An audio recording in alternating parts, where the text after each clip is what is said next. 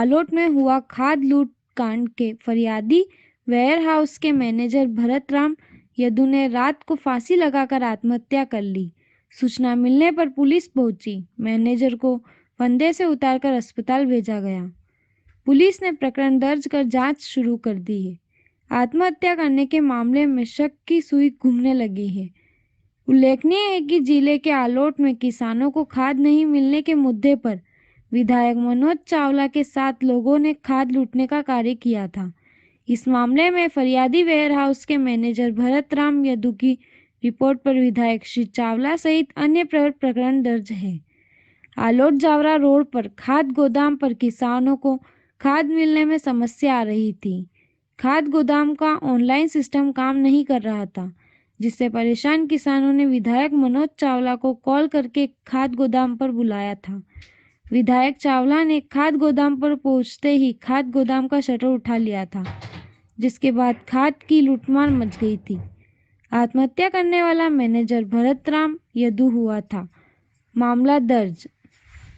मामला रतलाम कलेक्टर नरेंद्र कुमार सूर्यवंशी व पुलिस अधीक्षक अभिषेक तिवारी आलोट थाने पहुंचकर विधायक मनोज चावला व उनके साथी योगेंद्र सिंह जादौन पर शासकीय कार्य में बाधा, लूट, डकैती व अन्य मामलों में मामला दर्ज करवाया गया।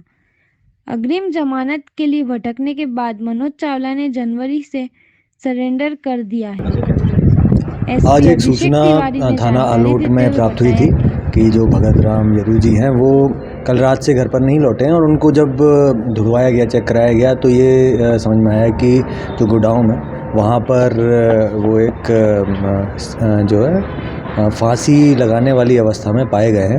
पूरे घटनाक्रम की हम लोग जांच कर रहे हैं। तत्काल एफएसएल अधिकारी के द्वारा, पुलिस अधिकारियों के द्वारा एसडीएम और एसडीओपी दोनों ने जॉइंट रूप से उस स्थल का निरीक्षण भी किया है।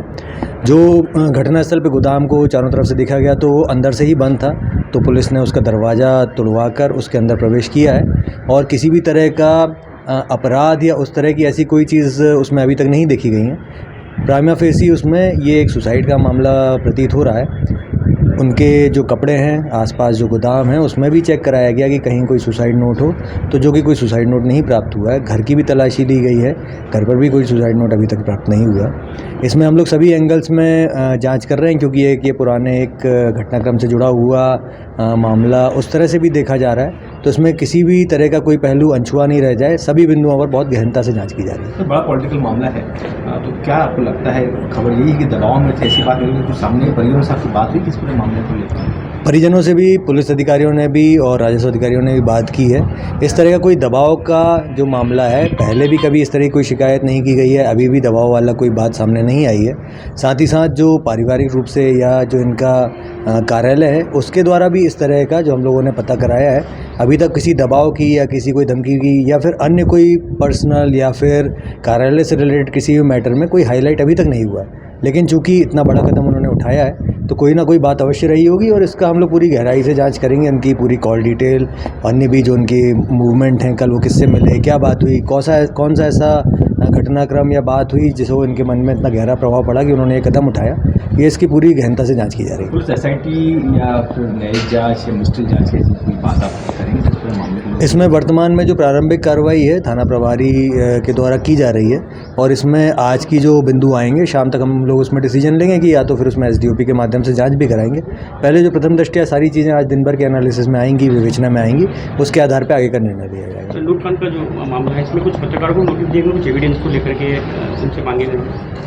इसमें इनफैक्ट मेरा यही मानना है कि यदि उससे रिलेटेड अन्य कोई एविडेंस, कोई वीडियो फुटेज, अन्य कोई और भी चीज़ें हैं जो पुराने वाले प्रकरण में यदि किसी के पास हैं तो वो ज़रूर उसको मुहैया कराएं।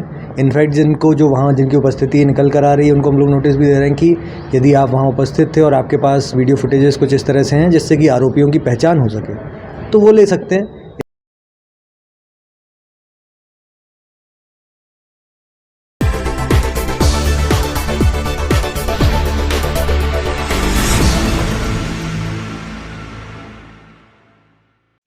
शहर में विधायक श्री काश्यप शहर विकास यात्रा में शामिल हुए। रतलाम 7 फरवरी 2023। रतलाम विधायक श्री चैतन्य काश्यप शहर के विभिन्न वार्डों में विकास यात्रा में शामिल हुए। विधायक द्वारा हितग्राहियों को शासन की कल्याणकारी योजनाओं के लाभ विवरण किए गए। कार्यक्रम में सामाजिक सुरक्षा के 35 हितग्राही लाभान्वित किए गए, जिन्हें प्रतिमाह 600 रुपये पेंशन राशि मिलेगी।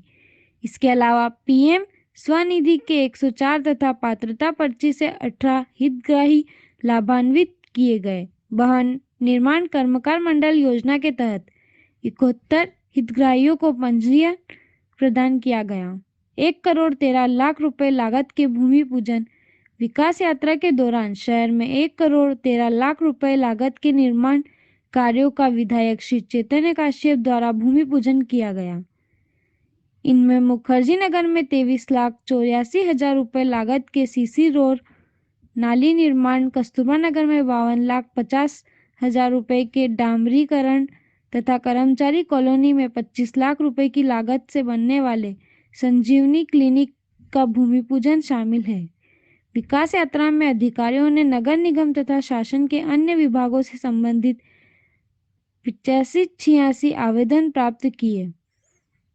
कार्यक्रम में महापौर श्री प्रहलाद पटेल, निगम अध्यक्ष श्रीमती मनीषा शर्मा, निगम आयुक्त श्री हिमांशु भट्ट, उपायुक्त श्री विकास सोलंकी आदि उपस्थित रहे। अध्यक्ष भाई विप्लव जी व वार्ड क्रमांक 9 की पार्षद बहन निशा सोमानी जी, वार्ड क्रमांक 12 के हमारे भाई बलराम जी, 12 की हमारी पार्षद हमारी जो आज समारोह में अध्यक्षता भी कर रही है बहन मनीषा शर्मा जी, तथा मंच पर उपस्थित समस्त MIC के बंधु, क्षेत्र के वरिष्ठगण तथा यहाँ उपस्थित इस विकास यात्रा में यह सबसे पहली गर्मी है।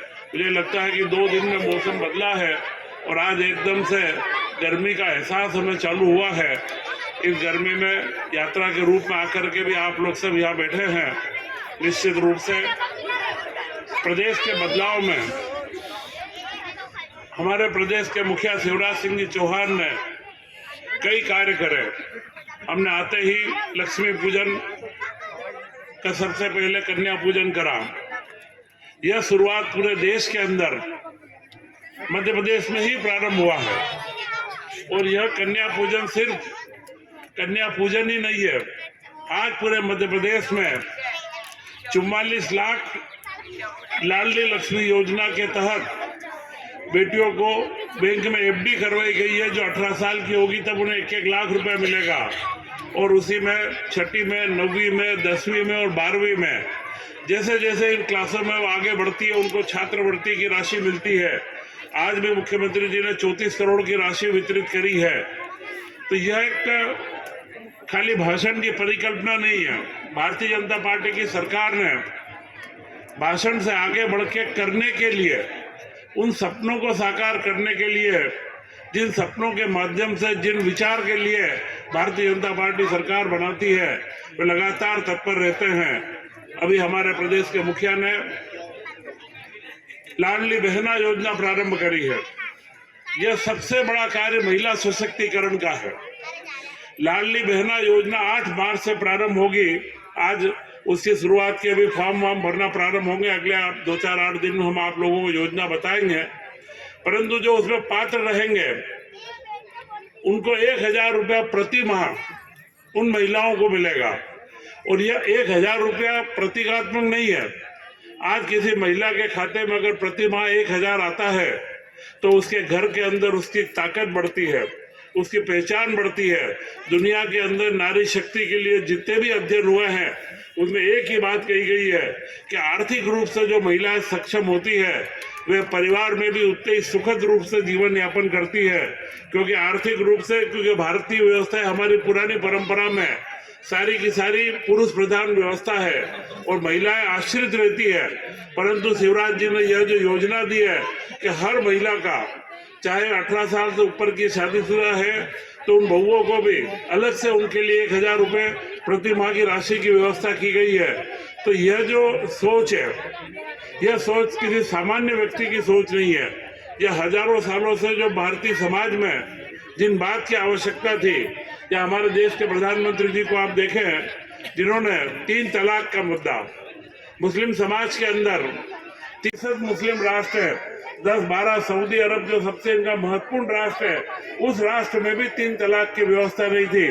परंतु कांग्रेस की सरकार भारत में राजनीतिक वोट बैंक के चक्कर में 3 तलाक की व्यवस्था लेकर के चल रही थी। वो उसका कानून बदल करके देश के प्रधानमंत्री ने पूरी दुनिया को दिखाया कि राज जब होता है, सरकार जब होती है, तो समाज के कल्याण के अंदर क्या क्या कार्यों की आवश्यकता है। विकास के भाई प्रहलाद पटेल जी ने जो कहा कि पूरे क्षेत्र में कई अव्यवस्थाएं भी थी, परंतु उन अव्यवस्थाओं को छोड़ करके आपने भारतीय जनता पार्टी के सारे नेतृत्व के ऊपर भरोसा दिलाया है। और हम इस विकास यात्रा के माध्यम से आज यहाँ पर 1 करोड़ से ज्यादा के काम का तो हमने जो शिलान्यास होना है, अगले समय में कुछ जगह काम प्रारंभ होना है। इन वार्डों के अंदर जिनका हम काम स्वीकृत करा के आपके बीच में आए हैं, कस्तूरबा नगर के अंदर 12 नंबर वार्ड में 1 नंबर से 6 नंबर गली तक के 52 लाख के डामरीकरण का कार्य है। मुखर्जी नगर में एक पीछे की ओर की एक सड़क है 26 लाख की। इसके साथ में यह संजीवनी क्लिनिक की परिकल्पना ही हमारे पूर्व वक्ता डागा जी ने भी आपके बीच में विषय रखा है।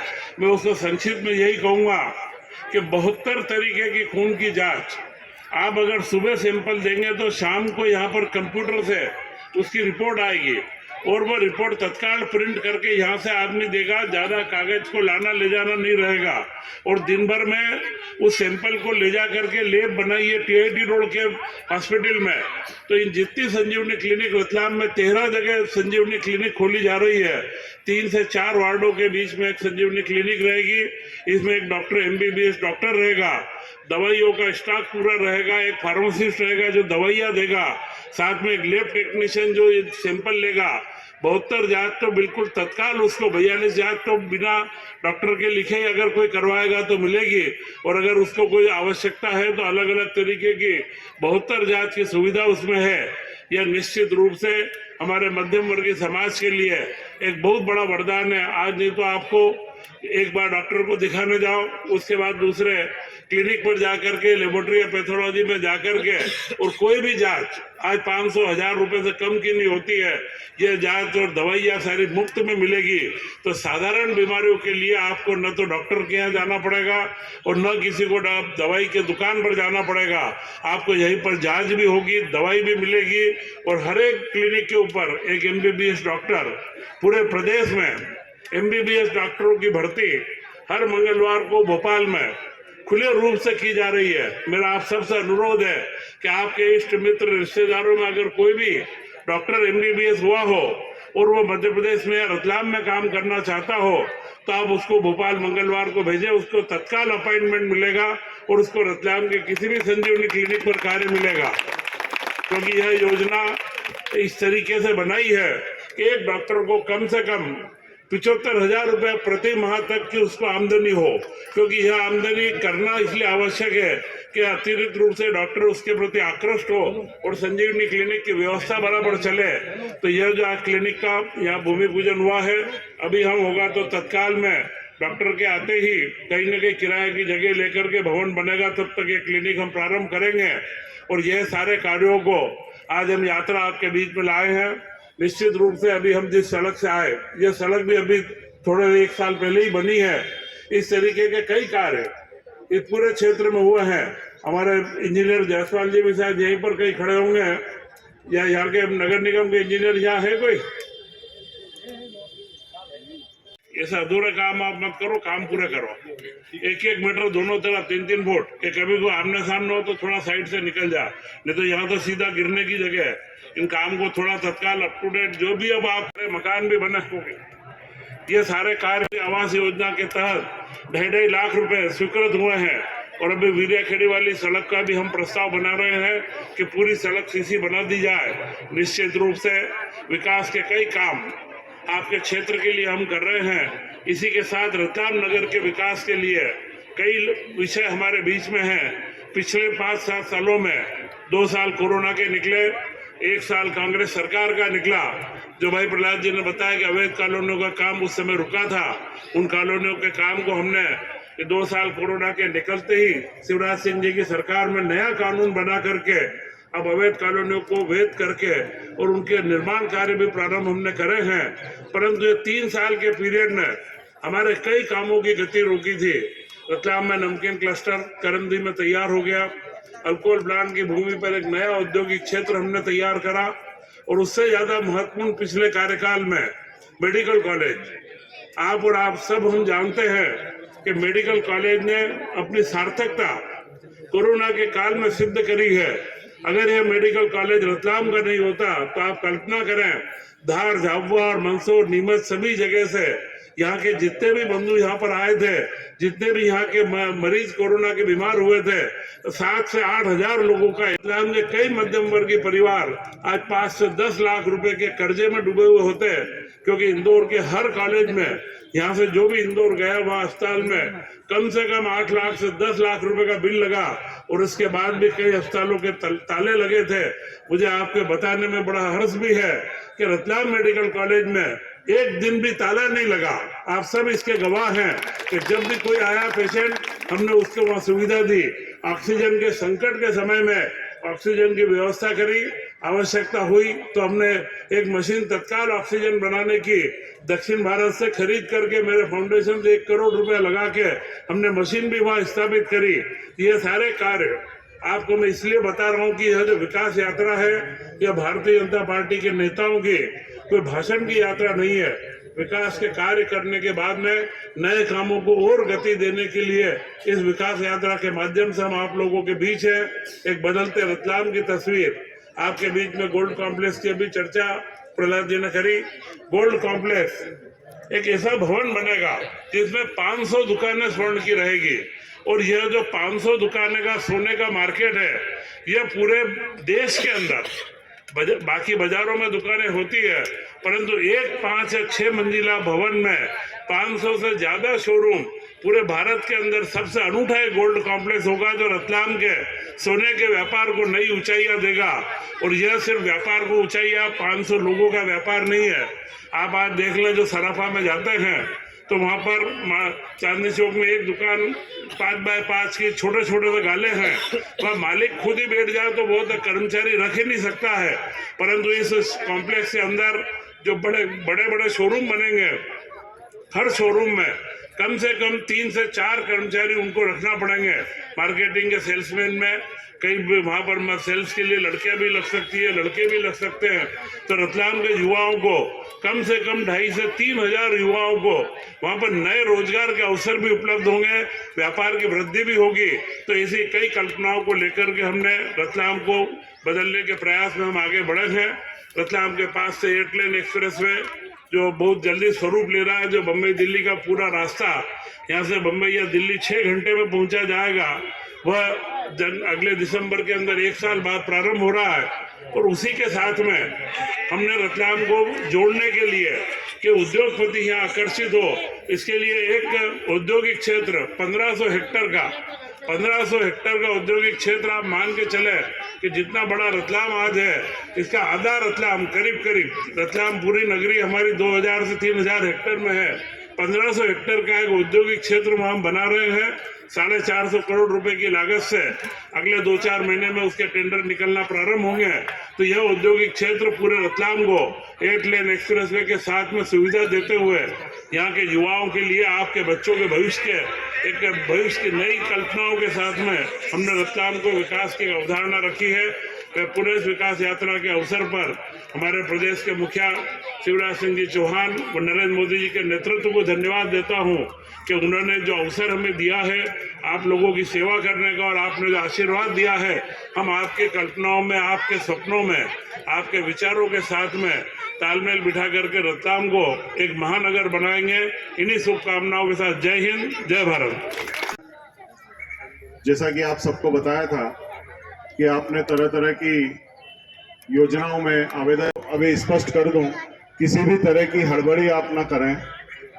कार्यक्रम में अभी सांकेतिक रूप से हम यहाँ कुछ लोगों को बुला के देंगे और जो शेष जितने भी जिनके पास में सूची या नगर निगम के जो इंजीनियर हैं, आपको उनके द्वारा वो कार्ड मिल जाएगा। आप उनसे संपर्क भी कर लें या वो किसी भी तरीके